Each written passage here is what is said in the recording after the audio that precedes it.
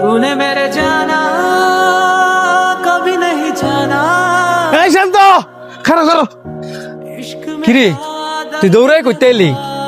তোরে 2 দিন ধরে ফোন দিতেছি, ফোন ধরস না করে। বাসার জায়গা বিচারে আইলাম। আমার ভাবি কেমনে? আমি তো নাম্বার চেঞ্জ করে লাইছি। আমার না পাইছিস যে তুই সাউন্ডে ফোন দিতি।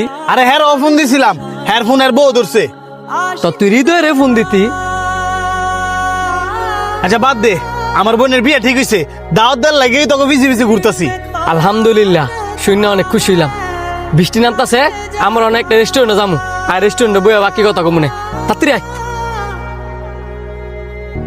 पूछो तो इतना দেখ বন্ধু, আমার বাপও নাই ভাইও নাই, তোরা 2 জন হইলে আমার ভাই। এখন আমার বোনের বিয়ার যাবতীয় যত কাজ আছে সব কিন্তু তোকে আমার লগে থেকে করতেইব। এইসব লিয়ে তুই চিন্তা করিস না, আমরা 3 জন তো আছি। ওই 3 জন না, তোরা 2 জন। 2 জন মানে?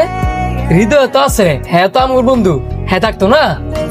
না হ্যাঁ থাকতো না, কারণ আমি সবারই তো সব জায়গায় দাওয়াত দেওয়া পারতাম না। তোর কথাটা আমার ভালো লাগে নাই। আমগরে দাওয়াত দিবার লাগিয়া আমগরে বিছিয়ে 2-3 দিন ধরে ঘুরতেছস, ফোনের উপরে ফোন দিতেছস, অথচ হ্যাঁ তোর বাড়ির লগে থাকে, তুই আরে দাওয়াতই দিতি না। আরে বেটা বুঝোস না, আমগর দুইটা তো কিছু টেয়া আছে, হ্যাঁ তো টেয়া নাই, এই কারণে আমগরে দাওয়াত দিতেছে। মূলত দাওয়াতটা আমগরে দিতেছে না, দিতেছে আমগর টেয়া রে। আমগরে দাওয়াত দেওয়ার আগে তোর উচিত ছিল হ্যাঁ দাওয়াত দেওয়া, কারণ তোর কোনো বিপদ হইলে আমগর আগে হ্যাঁ তোর ঘরে গিয়ে ফুসাইব, কারণ হ্যার ঘরটা তোর ঘরের লগে। দেখ, দাওয়াত আসে আল্লাহর তরফ থেকে।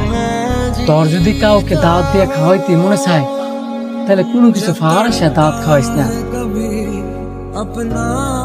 আমরা তোর কাছে দাওয়াত ফানা না, আমরা তোর দূরে।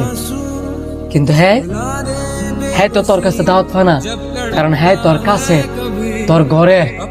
তুই যদি তোর ঘরের মানুষ ফালায়া দূরের মানুষকে দাওয়াত দেয়, আমার মনে হয় না আল্লাহ পাক খুশি হই, কারণ মানুষ দাওয়াত দেয় ওই আল্লাহ পাককে খুশি করবার লাগে।